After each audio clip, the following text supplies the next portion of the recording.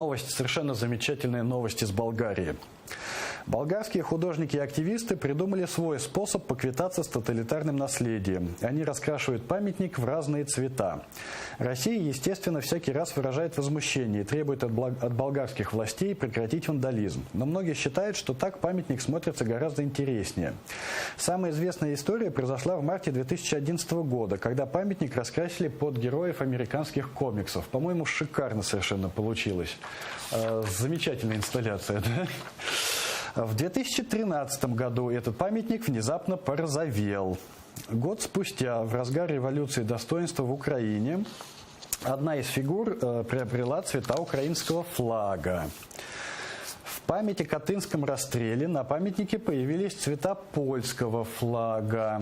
Это вот цвета польского флага, а после аннексии Крыма – украинского. И соответствующая запись на украинском языке.